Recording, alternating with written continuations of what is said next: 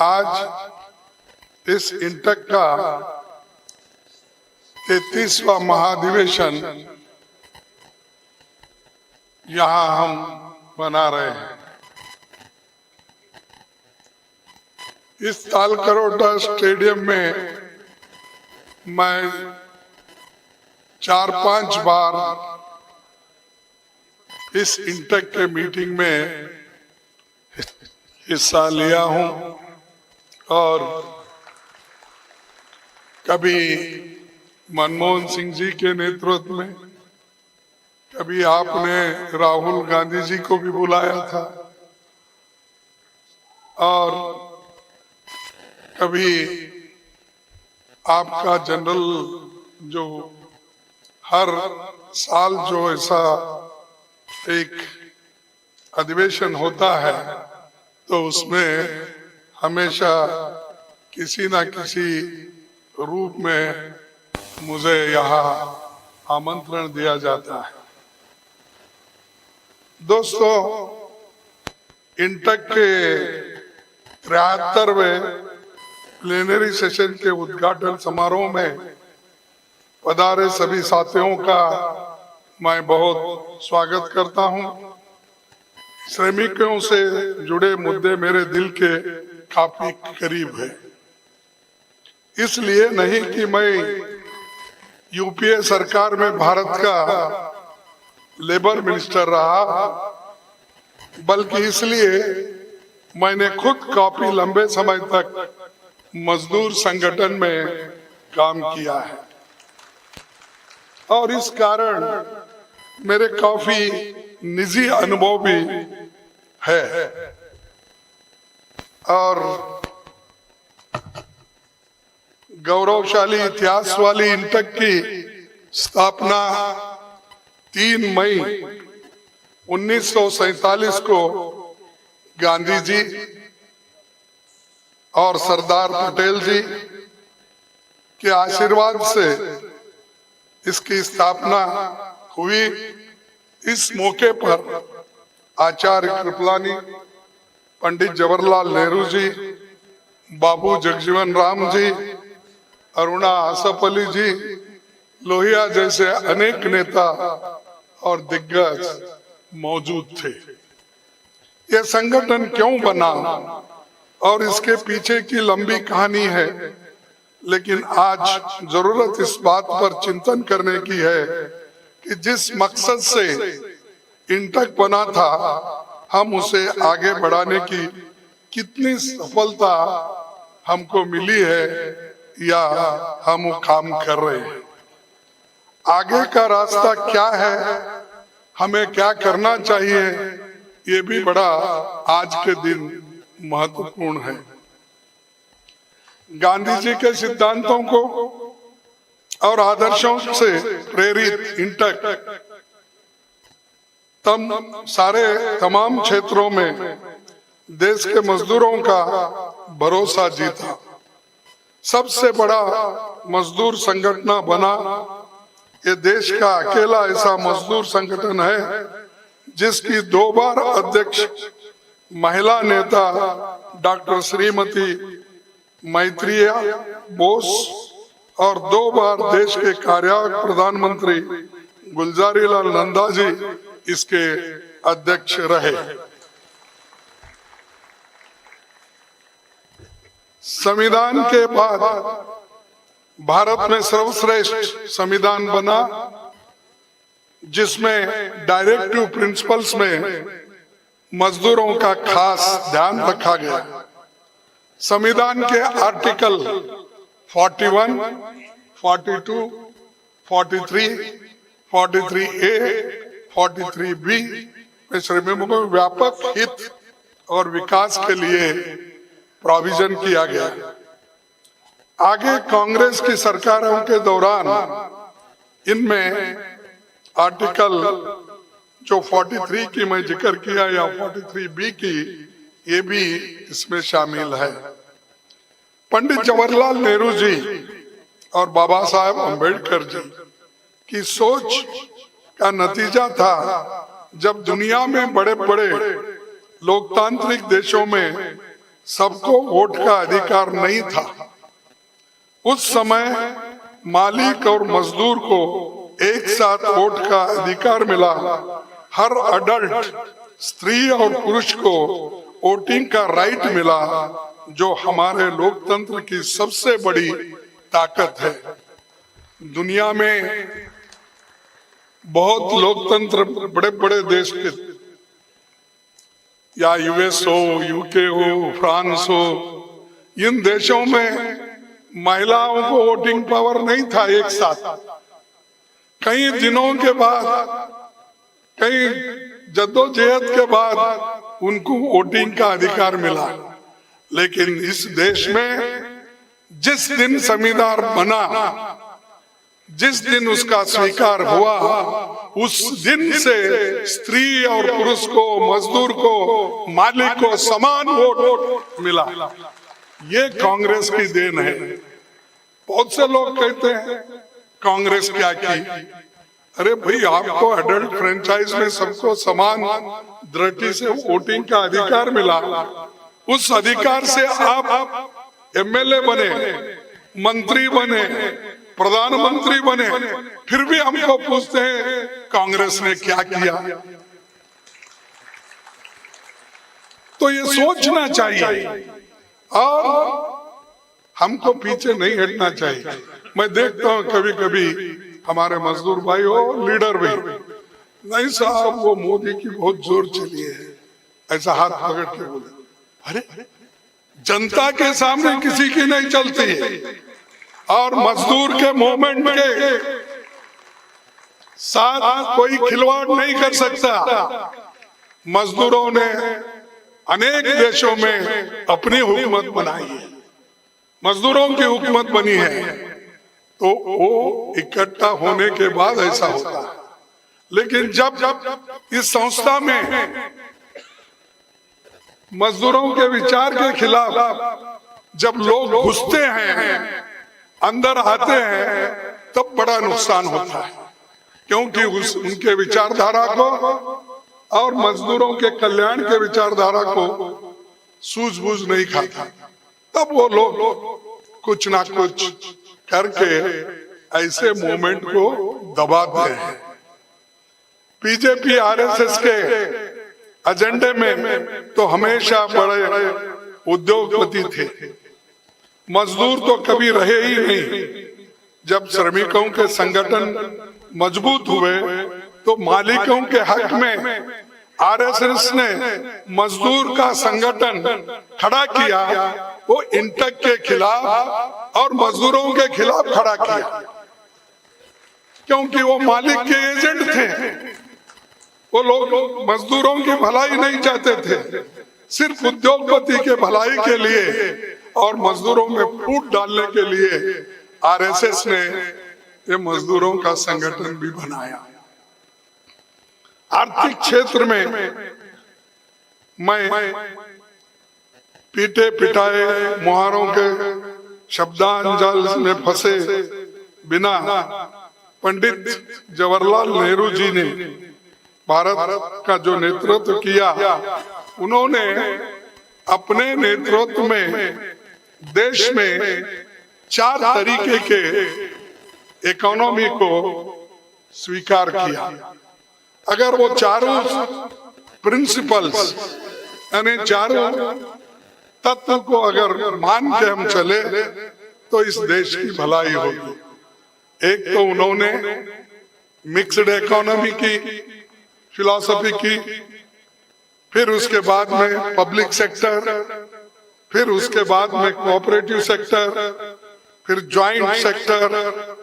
ये सारी चीजें पंडित जवाहरलाल नेहरू जी ने हर सेक्टर में अलग अलग, चलो पब्लिक सेक्टर भी बनाओ, प्राइवेट सेक्टर भी बनाओ, ज्वाइंट सेक्टर भी बनाओ, कोऑपरेटिव सेक्टर भी बनाओ, ये सब लोगों के हित में है, उन्होंने कहा।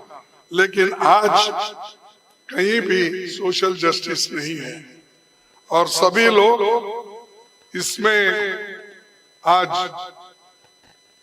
हमारे मजदूरों का शोषण करने में लगे हैं और मैं आपको बताना चाहता हूं, आजादी मिली तो भारत में सुई भी नहीं बनती थी। अभी हमारे जो करण सिंह जी ने बताया, अपनी जरूरत की 90% मशीनें और उपकरण विदेशों से मंगाना पड़ता था, लेकिन 1974 में केवल 9% हम बाहर से मंगाते थे। तो आप सोचिए 81% हमने लोकल बनाने के, लोकल मैन्युफैक्चरिंग बनाने की कोशिश की। ये अचीवमेंट कांग्रेस का है, इसमें क्यों डरते हो? आप बोलिए, ये सब आज जो बोल रहे मोदी, सब लोकल मेड, लोकल विमान को बताते हैं ये भी लोकल मेड है, किसी जगह जाते हैं इंजन को बताते हैं रेलवे, ये भी लोकल मेड है।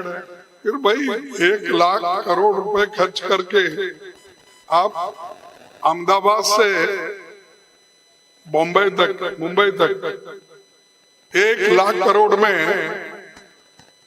जापान के साथ मिलकर बुलेट ट्रेन चलाने वाले थे। कहाँ है भाई बुलेट ट्रेन? कोई मजदूर बैठ के आया क्या उसमें? अभी आया? नहीं आया।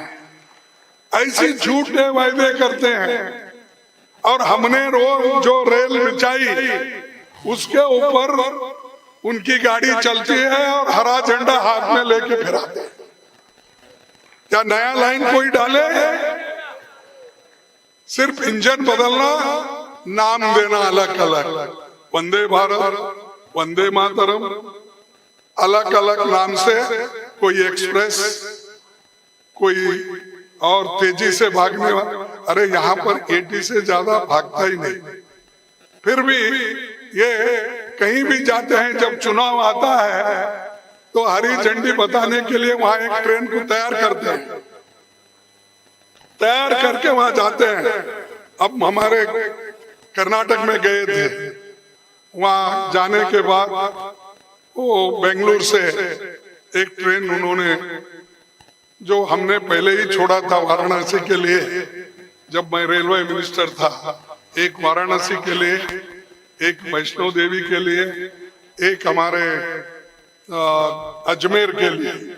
सो उसी को इंजन बदले, कलर बदला और हरी झंडा लेके ठहरे, मैं वाराणसी को भेज रहा हूँ। वाराणसी काम ने हमने किया। अब ये तो ऐसा हो गया, मेहनत करे मुर्गी साहब, अंडा खाए फकीर साहब। अरे मेहनत तो कांग्रेस वालों ने किया, मजदूरों ने किया और देश के हित में किया हमने। हम कभी ऐसा नहीं कहे कि सब कुछ हमने किया है, लेकिन हमने ये जरूर कहा हम जो किए हैं वो आपको बताए हैं, लोगों के सामने है। और रोज उठ के कांग्रेस को टीका करते हैं। तो मैं पूछना चाहता हूं कि जो इस नेहरू जी के दौर में हिंदुस्तान से प्यार किसने बनाया? HMT किसने बनाया? BHEL किसने बनाया? स्टील प्लांट किसने डाला? IIT, IIM, AIIMS, national design institute, drug research institute, ISRO, ONGC और रेलवे के कई कारखाने बने। भाखड़ा नारकल, हीराकुंड, दामोदर घाटी जैसे कई बांध बने, जिनको आधुनिक भारत का मंदिर और तीर्थ यात्रा पंडित जवाहरलाल नेहरू जी कहते थे।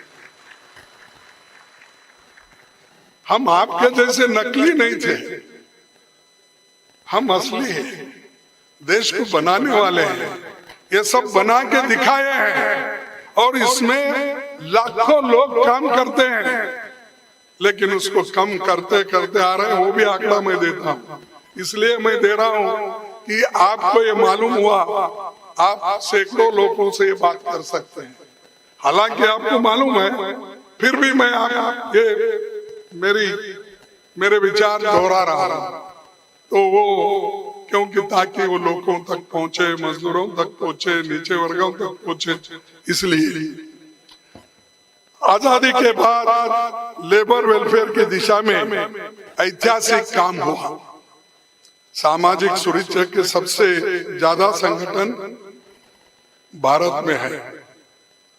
इंडस्ट्रियल डिस्प्यूट एक्ट 1947 में बना, मिनिमम वेजेस एक्ट 1948 में बना, ESI एक्ट 1948 में बना, एम्प्लॉइज प्रोविडेंट फंड एक्ट 1952 में बना, बॉन्डेड लेबर एक्ट 1976 में बना। जैसे कई कानून बने, 1958 में central board for workers education बना। बड़ी संख्या में रोजगार दफ्तर भी खुले।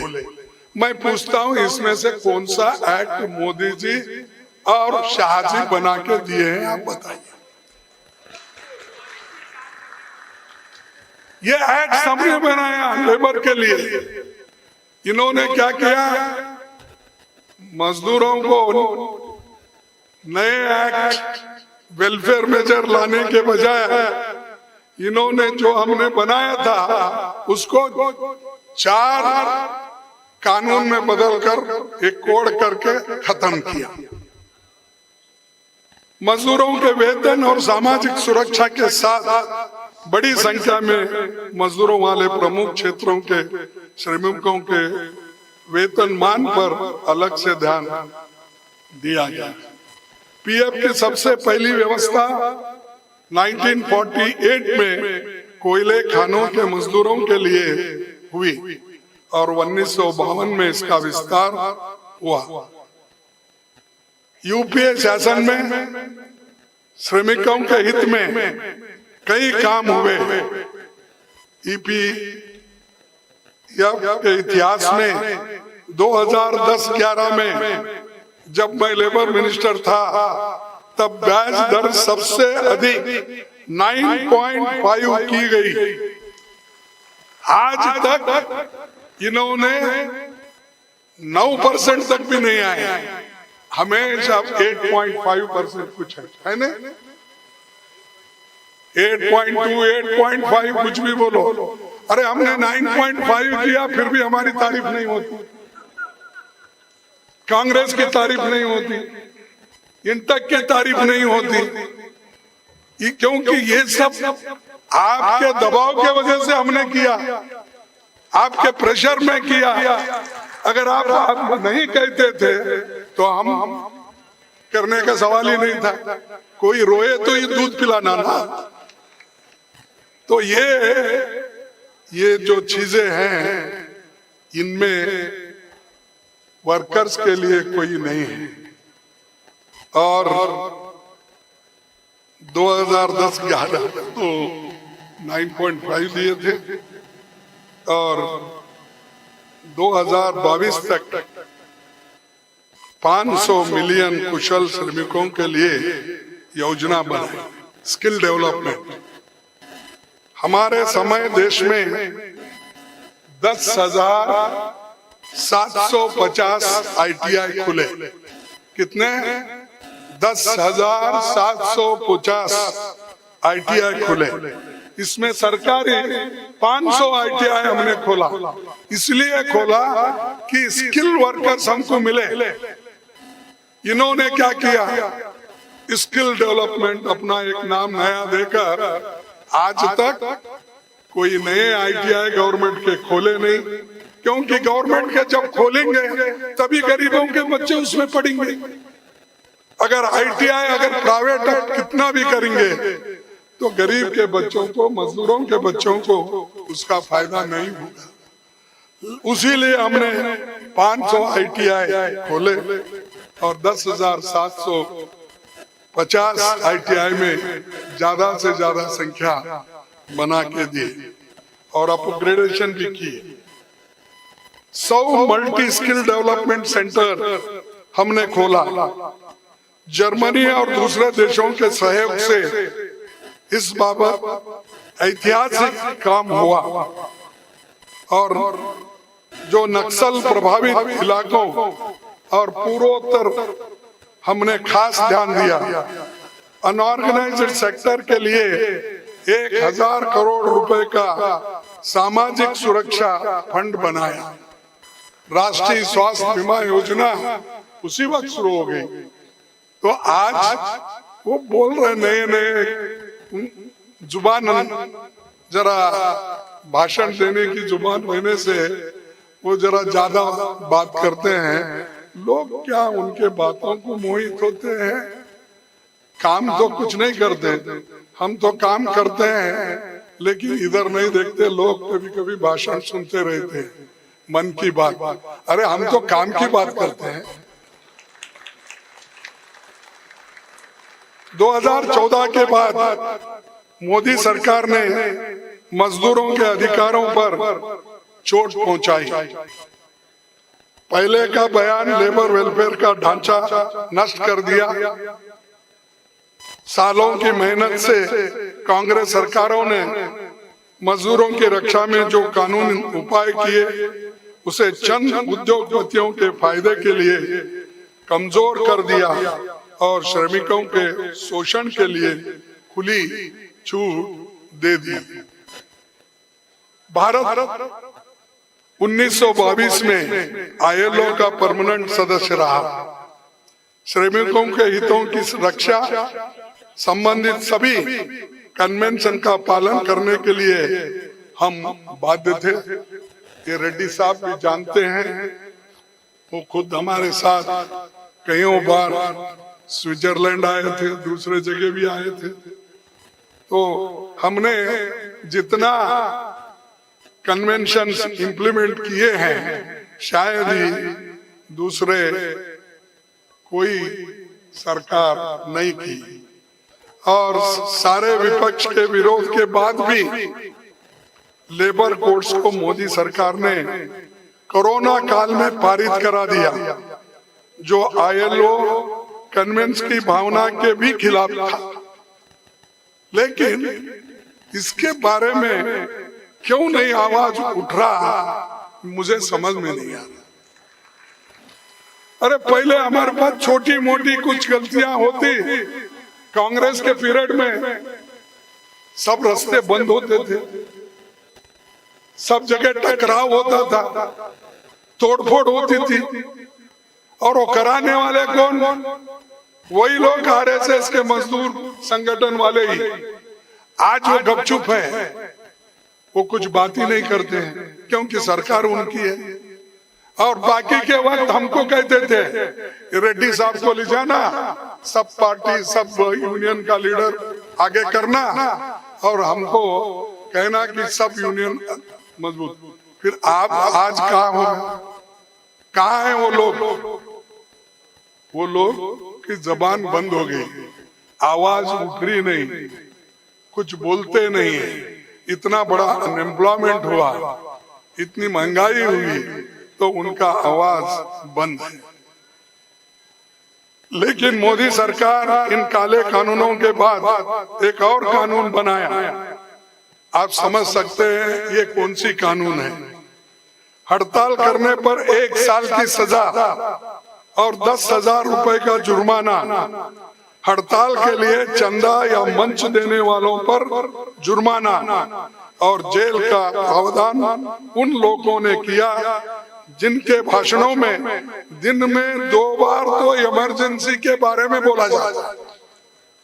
वो लोग कर रहे हैं ऐसे कानून, जुर्माना करना, जेल में भेजना, ये सारी चीजें वो लोग। और बीजेपी आरएसएस नेता ये तो नारा ऐसा लगाते हैं, श्रमेव जयते।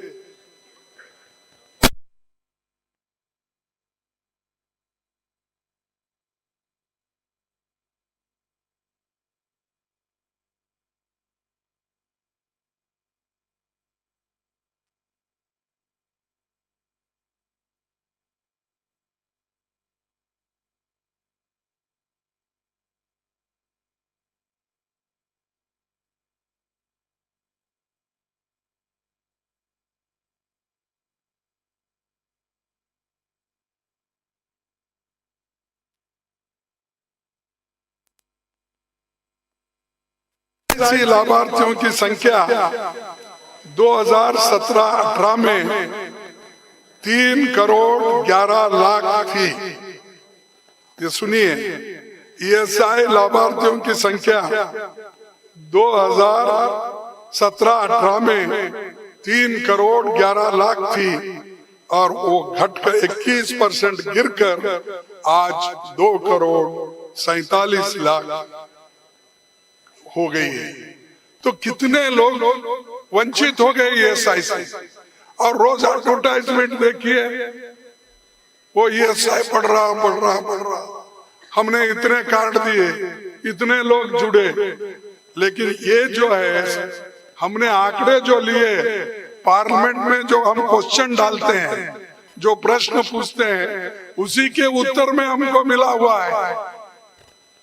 लेकिन इसके बावजूद भी वो मजदूरों के बहुत, गरीबों के बहुत बड़े नेता और सरकार है।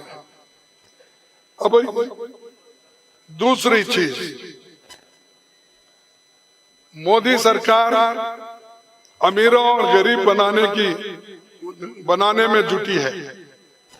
उसे मजदूर, किसान नहीं दिखता।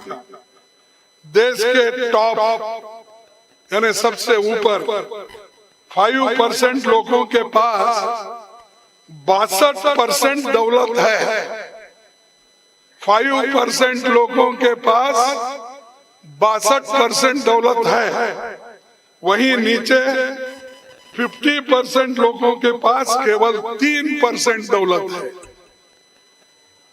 और जीएसटी जिसका आवंटन होता है सब राज्य को, और जो जीएसटी हम देते हैं, जो आमदनी सरकार को होती है, उसमें नीचे के 50% आबादी 64% जीएसटी देती है और अमीरी को सबसे कम 3-4% उनका होता है। लेकिन हमारा पूरा पैसा LIC के थ्रू, बैंकों के थ्रू, सबके थ्रू चलता है। आज दूसरी बात मैं ये कहना चाहता हूं, हमको ये कहते थे जब नरेगा योजना श्रीमती सोनिया गांधी जी, मनमोहन सिंह जी ने लागू की थी, उस वक्त उन्होंने ये कहा 2021 में कि जब वो आए 2014 में, तब उन्होंने कहा कि मनरेगा मैं कभी नहीं निकालूंगा, क्योंकि ये यूपीए सरकार का विफलता है और जीता जागता स्मारक है, ऐसा उन्होंने कहा। लेकिन यही मनरेगा 2020-21 के आंकड़े कहते हैं 23 करोड़ लोगों को गरीबी रेखा के नीचे चले गए। इनके जमाने में वो 23 करोड़ लोग गरीबी रेखा के ऊपर थे, उनको नीचे लाए। क्यों लाए? जो मनरेगा में पैसे मिलते थे वो कम कर दिए, पैसा देना बंद कर दिए, और उसी के वजह से कोविड में लोग बच गए, माइग्रेंट वर्कर्स बच गए, अनऑर्गेनाइज्ड वर्कर्स बच गए। तो ये हमारी देन है लोगों को बचाने की, और उनकी देन है लोगों को खत्म करने की, मारने की, और ऊपर से फिर बड़े बड़े बात करते हैं। और पब्लिक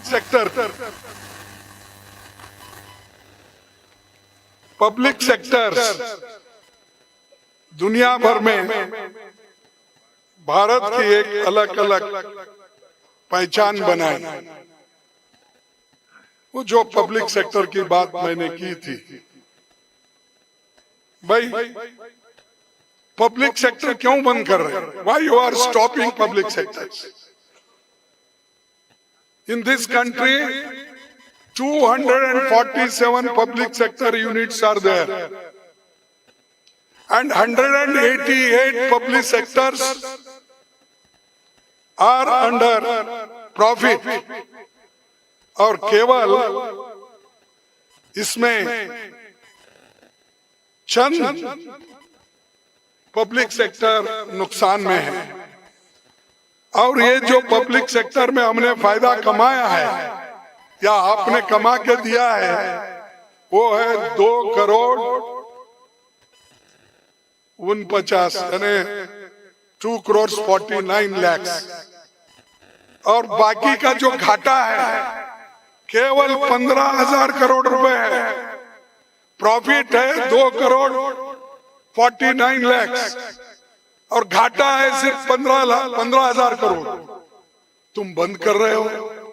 अरे ये अदानी को 80,000 करोड़ लोन देते हो, लेकिन यहाँ पर जो मजदूर जो पब्लिक अंडरटेकिंग 2,49,00,000 फायदा करते हैं तो उनके पेट पे आप लात मार रहे हो, बंद कर रहे हो।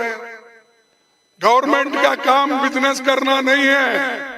ये मोदी साहब ने गुजरात में बोला था जब वो चीफ मिनिस्टर थे। फिर बिजनेस करना नहीं है तो क्या है भाई? बिजनेस भी करना, लोगों को एम्प्लॉयमेंट भी देना, सब लोगों को खुशहाली से रखना आपका काम है। इसीलिए तो पंडित जवाहरलाल नेहरू जी का याद आज किया जाता है, लेकिन इनके पास वो नहीं है। मैं थोड़े आंकड़े इसलिए बता रहा हूं, क्षमा कीजिए थोड़ा लंबा हो रहा है, फिर भी हमको बताना होगा। सर, पब्लिक सेक्टर यूनिट्स में 2014 में जब हमारी सरकार थी 13,51,000 लोग काम करते थे। कितना? 13,51,000 लोग काम करते थे। आज मोदी सरकार के अंदर 8,41,000 काम लोग करते हैं। तो आप ही सोचिए कितना कम हो गया। 5 लाख नौकरियां इसी में कम हो गए।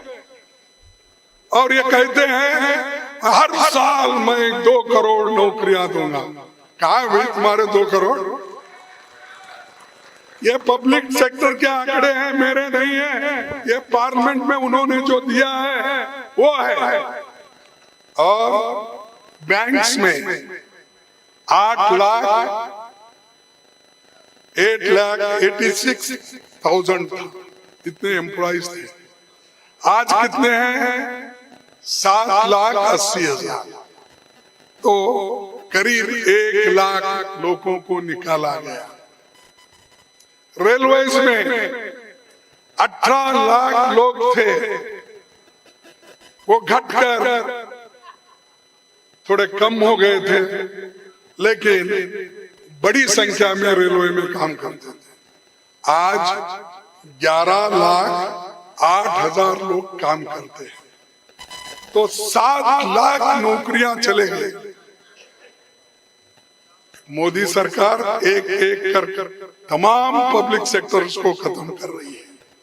और ये अश्योर्ड जॉब्स हैं जो गरीबों को मजबूती से ठहरने के लिए, पेट भरने के लिए, बच्चों के स्कूल के जाने के लिए, संसार चलाने के लिए, बेफिक्री से काम करने के लिए इसका फायदा होता है। उस अश्योर्ड जॉब्स को निकालकर आप डेली वेजेस, कॉन्ट्रैक्ट लेबर्स ये बना रहे हैं। तो ये चीजें अमीरों के फायदे के हैं, लेकिन गरीब को नुकसान पहुंच रहा है। और इतने नौकरियां रोज चले जा रहे हैं। और ये जो पैसे आज अमीरों के पास जा रहे हैं 80,000 करोड़ किसका गया?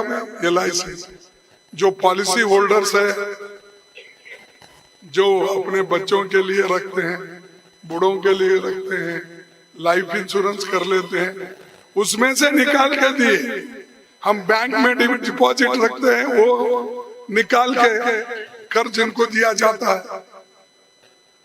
और आज हमारे देश में 35 वर्ष आयु के युवा 65% है।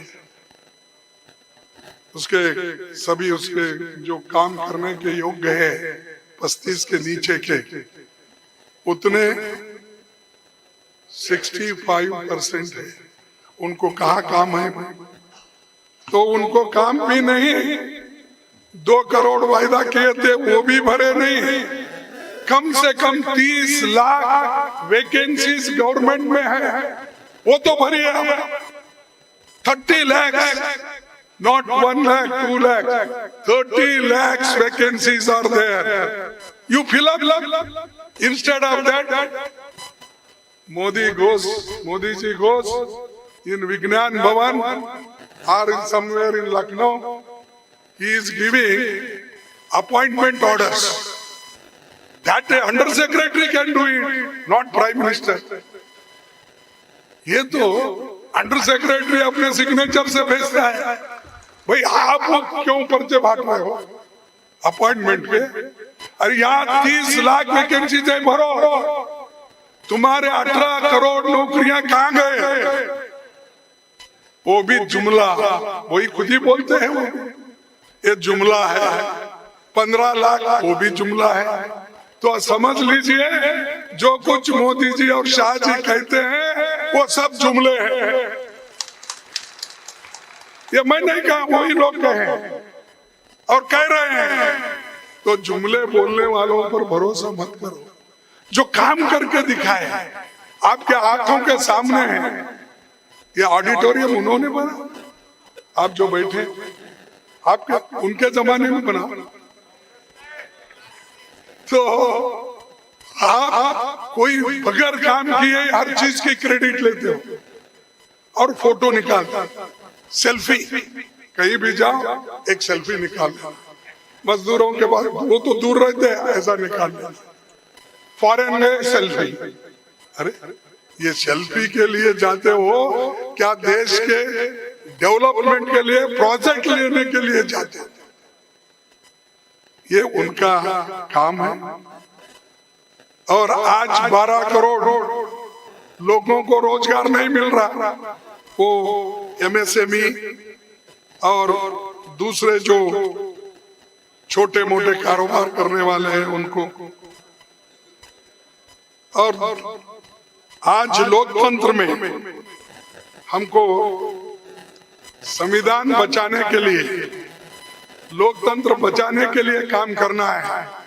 और मैं आपसे विनती करता हूं, अगर ये आप नहीं करेंगे, संविधान नहीं बचाएंगे, लोकतंत्र नहीं बचाएंगे, तो इस देश में डिक्टेटरशिप आएगा और सबको खत्म कर देगा। ये ध्यान में रखिए। संसद को भी सरकार एक रबर स्टैंप बनाई।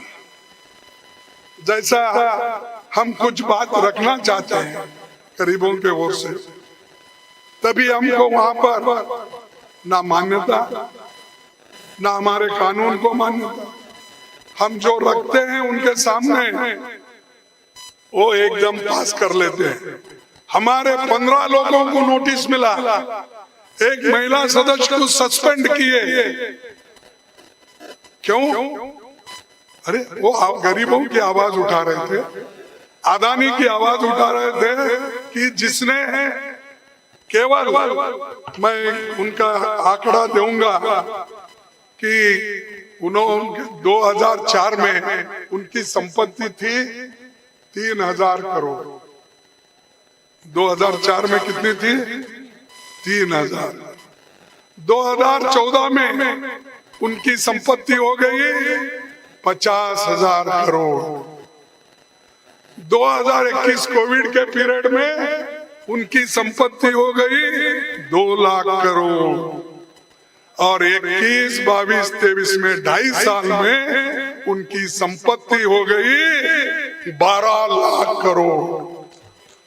ऐसा कहीं जादू बताओ भाई हमको भी, हम भी बोलेंगे हमारे मजदूरों को, तुमको काम करने की क्या जरूरत है? मोदी के पास ऐसी गोली है कि वो खाते ही आप 2.5 साल में 12 लाख कमा सकते हो। ये मेरे आंकड़े नहीं, उन्हीं के हैं। और ये तो हम यही है, तो हम पार्लियामेंट में उठाए थे, यही दिग्विजय सिंह साहब ने उठाया, यही मैंने उठाया, लोकसभा में राहुल जी ने उठाया, और हमारे भाषण को पूरा खत्म कर निकाल दिया। क्यों भाई? कोई तो अनपार्लियामेंट्री उसमें नहीं था। तो मैं आगे बताऊंगा राहुल जी का भाषण क्यों निकाला। उन्होंने क्या पूछा, आपके विदेशी दौरों में अडानी जी कितनी बार गए? क्या ये अनपार्लियामेंट्री है? नहीं। कितनी बार आपको बाद में ज्वाइन किए, यानी आप जाने के बाद फिर वो मिले? क्या ये भी है? आपके विदेशी दौर के तुरंत बाद वे कितने देशों में गए? यानी मोदी साहब इधर आना, अदानी साहब उधर जाना, वो कितने बार? और इन देशों में कहां कहां अडानी को ठेका मिला? ये उन्होंने पूछा, लेकिन सारे इसको निकाल दिया पार्लियामेंट के इसमें से, प्रोसीडिंग में से। और मैंने राज्यसभा में पूछा यही चीजें, और ये 13 गुना कैसी संपत्ति बढ़ी वो बताइए, और दूसरी चीजें भी हमने कही, वो मेरे भी 6 पूरे पैराग्राफ्स निकाल दिए।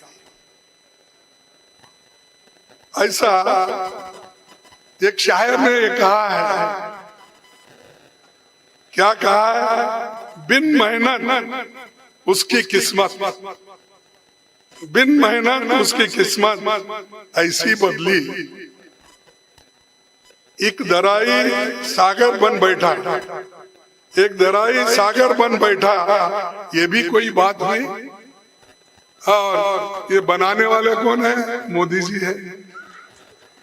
इसको पब्लिक का पैसा, पब्लिक की प्रॉपर्टी, चलो ये ऐसा है, ये लाइफ इंश्योरेंस से, बैंकों से पैसे ले लो, खरीदो एयरपोर्ट, खरीदो पोर्ट, ये सब highway, solar, wind, gas, media, सबको सीमेंट, सभी खरीदे।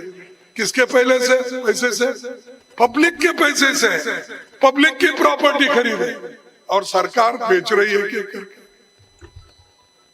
तो देख लीजिए इसको, सोचिए इसके बाद, कम से कम अब तो आप जागृत होके एक मूवमेंट तैयार करेंगे, ऐसा मैं समझूंगा। और इसी के लिए तो हम ज्वाइंट पार्लियामेंट्री कमेटी की मांग कर रहे थे। हम चाहते थे भाई पार्लियामेंट के मेंबर मिलके एक कमेटी बनाई, वो कमेटी जांच करेगी, यही तो कह रहे थे, इसीलिए तो हमारे लोग लड़ रहे थे, लेकिन सबको नोटिस देके बाहर कर। ये एक तरफ। दूसरी, मैंने यही कहा कि अनपार्लियामेंट्री हमारा कुछ भी नहीं था, और मैंने एक शायरी कही थी, वो शायरी भी निकाल दी। अरे वो शायरी तो मेरी नहीं थी, वो शायर की थी, कोई किसी ने लिखा था। क्या लिखा था? नजर नहीं है, नजारों की बात करते हैं, नजर नहीं है, नजारों की बात करते हैं, जमी पे चांद सितारों की बात करते हैं, जमी पे चांद सितारों की बात करते हैं, वो हाथ जोड़कर बस्ती को लूटने वाले, वो हाथ जोड़कर बस्ती को लूटने वाले भरी सभा में सुधारों की बात करते हैं।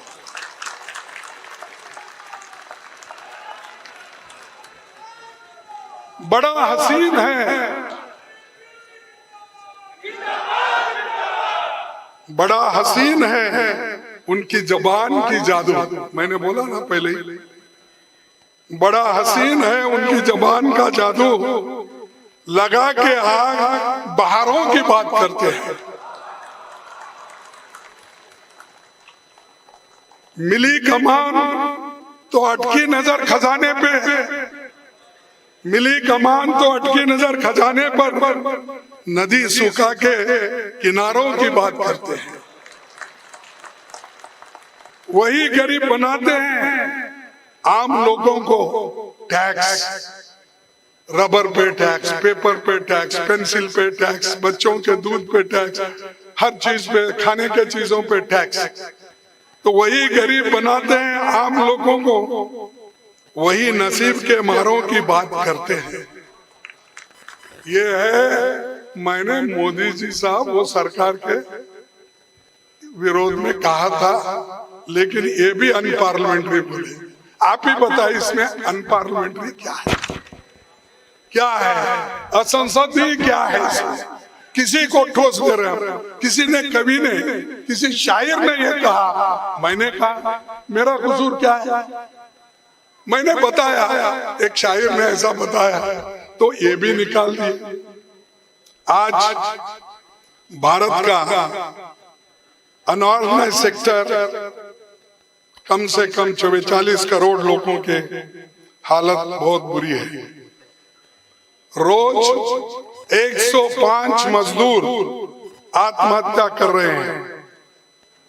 2019 से 2021 के बीच 1,12,000 दिहाड़ी मजदूरों ने आत्महत्या की, और उसकी चिंता सरकार को नहीं है। सरकार दावा करती है कि जैसे हर तरफ हरियाली, खुशहाली है। भारत को आजादी 1947 में मिली, लेकिन बीजेपी आरएसएस ये समझती है कि उनको आजादी 2014 से मिली, क्योंकि उनके लोग कोई मरे नहीं, कोई गए नहीं, कोई सूली पे चढ़े नहीं, उनको क्या मालूम पाप विचारों को। तो वो 2014 में आजादी मिली समझते हैं। लेकिन जो लोगों ने, जिन पार्टी ने, जिन नेताओं ने जेल झेली, मार खाए, लाठी खाए, उनको मालूम होता है। आपको क्या था?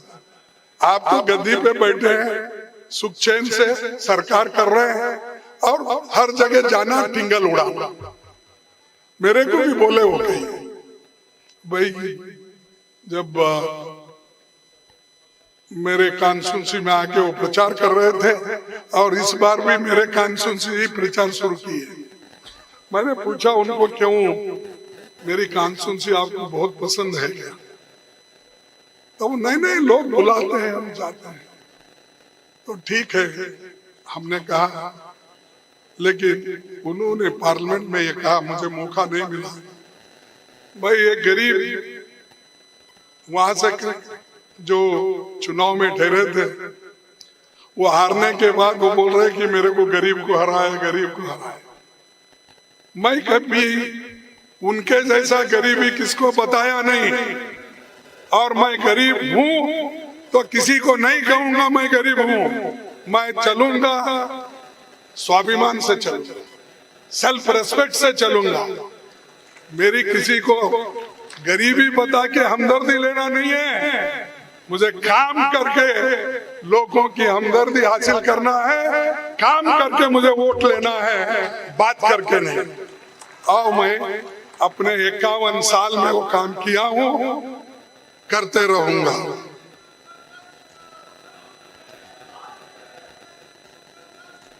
और आज इसकी भी बात वो नहीं करते। ग्रीन रेवोल्यूशन किसने लाया, व्हाइट रेवोल्यूशन किसने लाया, दूध, आज जो कोऑपरेटिव डायरीज है, और जो जिस एक दाना भी इस देश में नहीं मिलता था, उस वक्त पंडित जवाहरलाल नेहरू जी, इंदिरा गांधी जी, सभी ने मिलकर ग्रीन रेवोल्यूशन किया। आज अनाज का भंडार भरा हुआ है गोडाउन में, और लोगों को जो फूड सिक्योरिटी एक्ट के तहत हम जो अनाज दे रहे हैं, वो ग्रीन रेवोल्यूशन का काम है, कांग्रेस का काम है, सोनिया गांधी का काम है। तुम्हारा क्या है भाई? हम जो बनाए हैं उसमें 5 केजी कोविड में देकर, ये प्रधानमंत्री का क्या है, वो प्रधानमंत्री दे रहे हैं। अरे बनाया इस देश को हमने, उगाया हमने, अनाज पैदा कर हमने, और आप कांग्रेस को रोज गालियां देते। कांग्रेस ने 70 साल में क्या किया, यही बात करते हैं।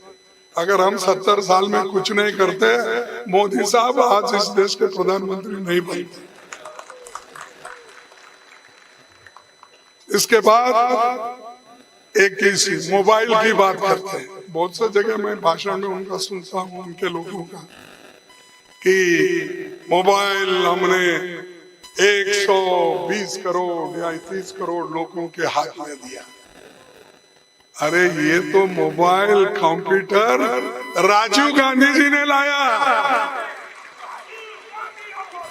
उस वक्त तो आप उसको टीका करते थे, उस वक्त तो कांग्रेस को आप अलग सलग बोलते थे, और हमारी मोबाइल लेके हमारी सेल्फी उठा के हमको दिखा रहे हो। ये सब हमारा है बेटे, तुम्हारा कुछ नहीं। आपका सिर्फ एक ही है कि किसी तरीके से कांग्रेस को नीचा दिया। बार बार बोलना गांधी फैमिली आती, क्या गांधी फैमिली कभी प्राइम मिनिस्टर बनी? अरे गांधी, अब सोनिया गांधी जी हो, राहुल गांधी जी हो, क्या कभी प्राइम मिनिस्टर बनने की ख्वाहिश की? कभी प्राइम मिनिस्टर बने, कभी मिनिस्टर बने? कुछ नहीं। लेकिन रोज उठते ही उनके खिलाफ क्यों बोलते हैं? कोई पॉलिसी है तो बोलो, कहीं गलती है तो बोलो, लेकिन व्यक्तिगत बोलते ही जाना उनके खिलाफ। क्योंकि उनके खिलाफ अगर हम बोलते गए, अगर उनकी छवि खराब हो गई तो कांग्रेस खत्म होता है, ये उनके दिल में है। राहुल गांधी जी के लीडरशिप को, सोनिया गांधी जी को लीडरशिप को अगर कमजोर तरीके से वो देखे करे तो वो एक चाहते हैं कि कांग्रेस कमजोर हो जाएगी, इनको अगर टारगेट करे। ये उनका मकसद है, इसीलिए वो बार बार राहुल गांधी जी को, सोनिया गांधी जी को एक टीका करते रहते हैं। लेकिन हम डरने वाले नहीं। चलो ये तो ऐसा होता है, आप बोलते हैं, हम भी बोलेंगे। कभी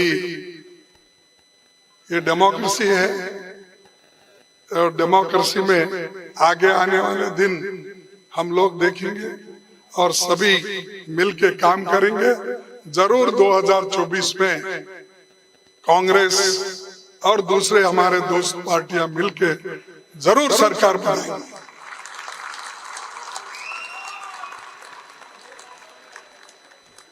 ये हम सबकी कोऑपरेशन से बनेगा, कलेक्टिवली बनेगा। तो आप बार बार छाती ठोक के नहीं करते। मैं देखा पार्लियामेंट में बार बार यही कहते, ये मोदी एक तरफ, सारे अपोजिशन एक। भाई इतनी घमंड नहीं करना चाहिए। हाँ, मोदी अकेला एक तरफ। अरे तुम अकेले हो, बीजेपी पार्टी है तुम्हारे साथ, आरएसएस है तुम्हारे साथ, दूसरे लोग हैं तुम्हारे साथ। पाप बेचारे इनको बनाने वाले तो घर में बैठ गए, और इन्हों अकेला छाती ठोक ठोक के बोलते हैं मैं अकेला काफी हूं सबके लिए।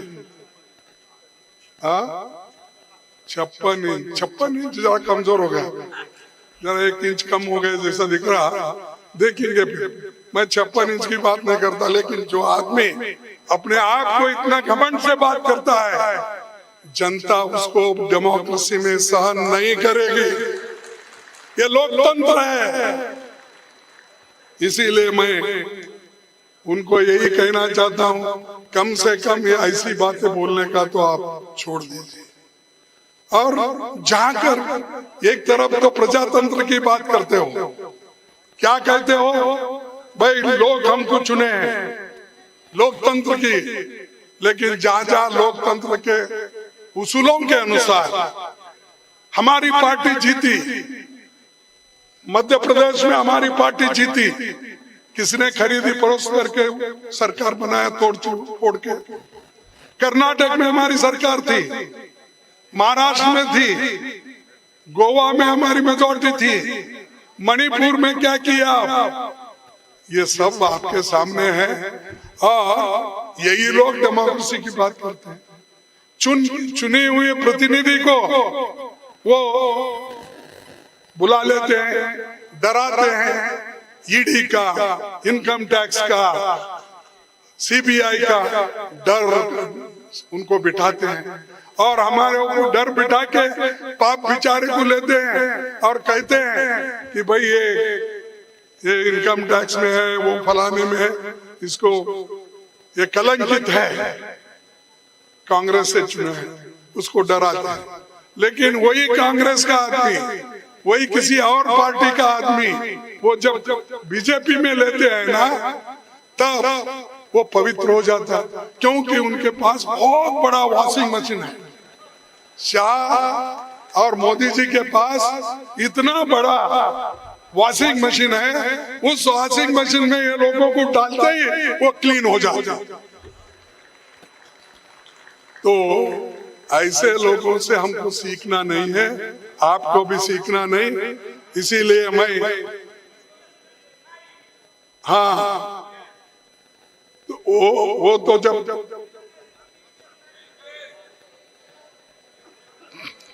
ये जब आपको तो मालूम है, जब हमारी आएगी तो करेंगे, उसके लिए लड़ेंगे। तो मैं आखिरी में यही कहूंगा कि पंडित जवाहरलाल नेहरू जी ने कहा था, जो व्यक्ति अपने ही गुणों का बखान करता रहता है वो अक्सर सबसे कम गुणी होता है। उनका ये एक भाषण था, उन्होंने कहा था। इसीलिए मैं ज्यादा नहीं कहते हुए इतना ही कहूंगा कि मेरी मजदूर भाइयों से अपील है, ये सरकार की जो एंटी पीपल पॉलिसी है, एंटी लेबर पॉलिसी है, इसका डट कर मुकाबला हमको करना है, आगे बढ़ना है और हम सभी लोग आपके साथ हैं, आपके साथ खड़े हुए हैं और मिलकर चलेंगे। और जो राहुल जी का कार्यक्रम है, हाथ से हाथ जोड़ो, पहले तो भारत जोड़ो की यात्रा वो 3700 किलोमीटर वो खुद चले, उनके साथ दिग्विजय सिंह साहब भी थे और भी लोग हमारे पार्टी के थे।